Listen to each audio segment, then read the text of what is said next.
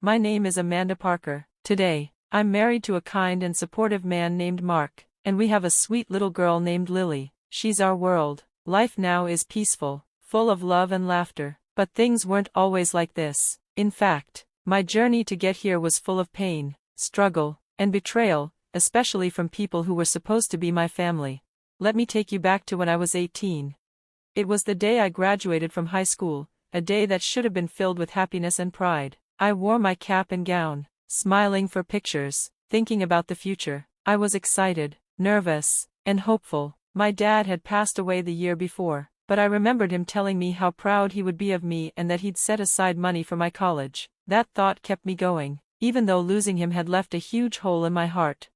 After the ceremony, while friends were hugging their families and making plans for the summer, my stepmother, Sandra, pulled me aside. She wore that tight, fake smile she always used when she was about to say something mean and pretend it was kind. "Amanda," she said softly, "I just wanted to let you know the college fund your dad left behind, it won't be going to you after all." I blinked, confused. I thought I misheard her. "What?" I asked. She shrugged, like it was no big deal. "Ian and I decided it would be better used elsewhere. He's got a plan for it, something practical. And honestly, Amanda, you've always been a bit of a dreamer. College may not be the best path for you."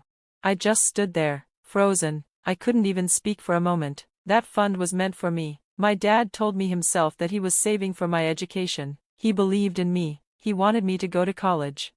Ian, my stepbrother, must have been listening because he walked over with his usual smirk and said, "Come on, Amanda, don't make a big deal. I'm starting a business with it. You can always get student loans like everyone else." I was shaking, heart pounding in my chest. "You can't just take what's mine. That's stealing," I shouted. Sandra quickly looked around like she was embarrassed I was making a scene. "Lower your voice. This is family business, and you're being dramatic."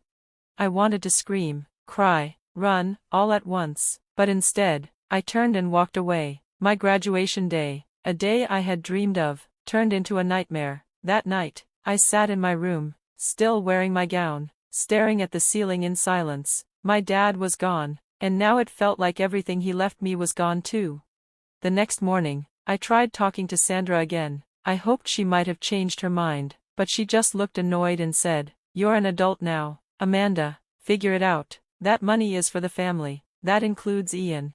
When I told Mark, my boyfriend at the time, he was furious. "They can't do that. Your dad left that money for you." But legally, the account was in Sandra's name. I didn't have the power to fight it, so I didn't, at least not then. Instead, I made a silent promise to myself. I would prove them wrong. I would build a future on my own, without their help.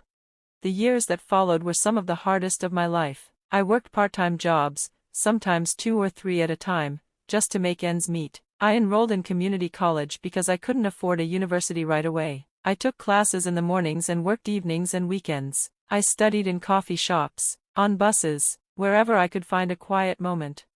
Meanwhile, Ian lived comfortably off my college fund. He called it a business, but it was more like him spending freely, partying, and showing off. Sandra praised him constantly. "Ian is so driven, you could learn a thing or two from him," she'd say.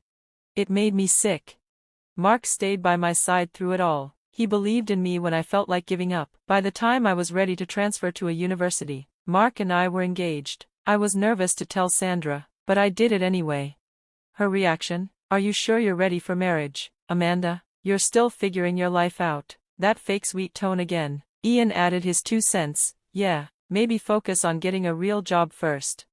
I wanted to yell at them, but instead, I smiled and said, "Don't worry about me, I'm doing just fine." Truthfully, I was barely hanging on. At university, life was even harder. I worked nights at a coffee shop and weekends at a bookstore, trying to pay rent and buy groceries while keeping up with classes. Most days, I was too tired to eat properly. Some nights, I cried myself to sleep from exhaustion and frustration. But I kept going. Every time I wanted to quit, I remembered my dad's voice. I remembered how proud he was of me. I remembered the money that was taken, and how they thought I'd fail without it.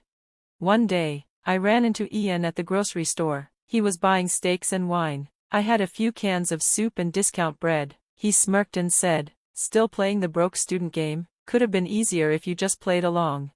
I didn't say a word. I just walked away. Eventually, I got a small break. I landed a paid internship with a marketing firm. It wasn't much, but it meant I could cut one job and start gaining real experience. Things slowly started to shift. I felt like I was finally building something real. But the struggle never fully went away. One of the lowest points came right before finals. My laptop died, and I couldn't afford a new one. A friend let me borrow an old, slow one. I stayed up until midnight at the campus library, trying to finish a paper, and broke down crying. I felt like the world was against me, but then I thought of Sandra and Ian, how they'd probably laugh if they saw me like that, and I wiped my tears and kept typing. There were moments that hurt more than others, like the Thanksgiving dinner Sandra hosted. I wasn't going to go, but Mark convinced me it was the polite thing to do. Everything was fine, until Ian opened his mouth. "So Amanda," he said loudly, with a smug grin, "how's that glamorous college life going? Still making lattes?" Some guests chuckled awkwardly. I felt my cheeks flush. Before I could say anything, Sandra added, "Ian, don't tease her. Amanda's doing the best she can." Her voice dripped with fake kindness. That pause before Ken told everyone what she really meant, that I was pathetic. I just smiled and said nothing, but inside, I was burning. Those years tested me in every way possible, but I survived them. I graduated, I married Mark, we built a life together, a life I fought for every step of the way. And now, when I look at Lily, I know I've already won. Sandra and Ian took my college fund, but they couldn't take my fire. They didn't break me, they made me stronger. And that, in the end, is my real victory. I was pushing my cart through the fancy grocery store, picking out things for the week, organic snacks for Lily, a nice cut of salmon, almond milk. Lily was giggling in the cart seat, playing with a soft toy. Then I turned the corner and froze. There they were, Ian and Sandra. They looked so different from how I remembered. Their clothes were worn, their cart nearly empty, and they seemed tired. Ian glanced up and saw me. His expression changed instantly, his jaw tightened, and he looked away like he wished he hadn't seen me. Sandra, always one to keep up appearances, tried to smile. "You're looking well," she said, her eyes flicking to my full cart. I could hear the envy in her voice. "Yeah, things have been good," I said. I tried to keep my tone light, but I could feel a quiet sense of pride creeping in. The last time we'd run into each other at a grocery store, I was the one counting every dollar, while Ian bragged loudly about his new business and his success. That day, he hadn't even acknowledged me. But this time, the roles had clearly changed. After that day, strange things started happening. Sandra messaged me on social media, short, awkward messages that came out of nowhere. "Hi Amanda, just checking in, hope you and Lily are doing well, it's been a while." Ian texted a few days later. "Hey sis, we should catch up sometime, got a few ideas I'd love to talk through." At first, I ignored them. I couldn't pretend we had some warm, happy connection. I remembered too much pain, too many cold shoulders, too many cruel words. I didn't trust them, and I didn't owe them anything.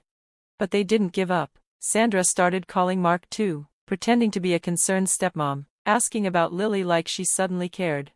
Mark, always the gentle soul, said, "Maybe they're trying to make amends, Amanda, maybe they've changed."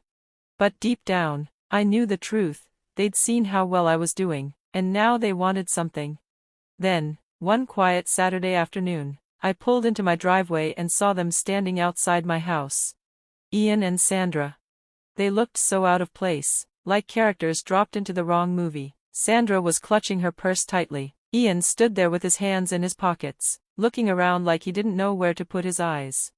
Mark and Lily were at the zoo with his parents, and I had stayed back to finish up some office work, so it was just me and them. I got out of the car slowly. Sandra's face lit up with that overly cheerful smile I'd seen 1,000 times before. "Amanda, what a surprise," she chirped, like they hadn't been standing there waiting. I looked at them, unimpressed. "What are you doing here?"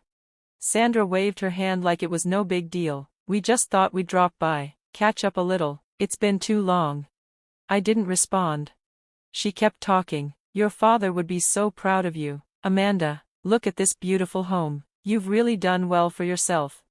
I crossed my arms. I wasn't falling for sweet words, not from her. Then Ian finally spoke.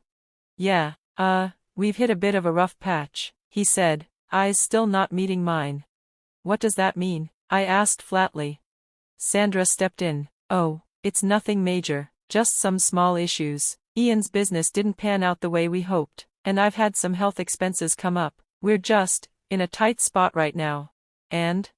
Ian looked even more uncomfortable now, and we thought maybe you could help us out, just for a while, a little support. You're asking me for money, I said, my voice cold.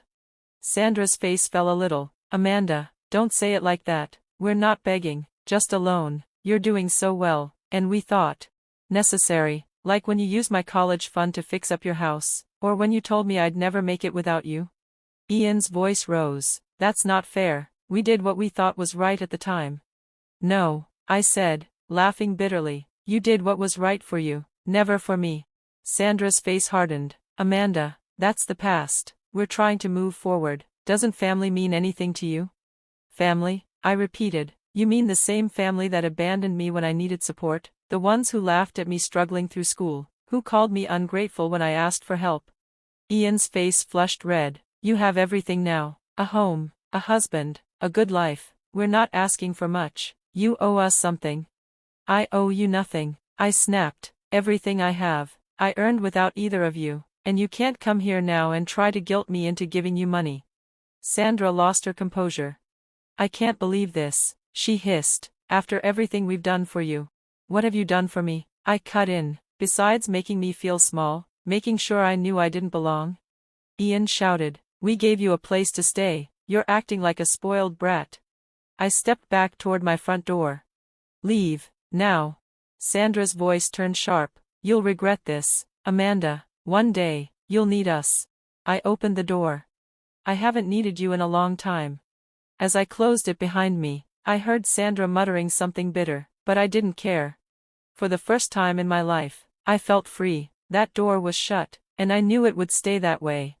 Almost a year later, Mark and I took Lily to an amusement park. It was one of those perfect days, bright skies, the smell of popcorn, kids laughing everywhere. Lily was bouncing with excitement, begging to ride every roller coaster. We were walking toward the food stands when I saw him. Ian. He was wearing a faded staff shirt and pushing a mop and bucket out of a restroom. His shoulders were slumped, his face tired. He hadn't seen us yet. But then he looked up, and our eyes met. For a second, we just stared at each other. I could see the recognition on his face, the shame. He turned quickly and walked away, pushing the mop in front of him like he wanted to disappear. Mark noticed me pause. Everything okay? He asked gently. I nodded. Yeah, let's go find that cotton candy. As we left the park that day, I couldn't stop thinking about Ian. He used to act like he was better than me. He made me feel worthless, like I didn't belong, and now here he was, alone, defeated, a man who had once kicked me while I was down, now struggling just to stand. And yet, I didn't feel satisfaction. Just clarity. I looked at Mark and Lily, at the life we'd built, a home filled with love, a career I was proud of, real peace. Everything I'd wanted. I had built it all without the people who tried to tear me down. And I didn't need them. Not now, not ever. As Lily laughed and pulled me toward the parking lot, I smiled. I had let go of the past. And I was never going back.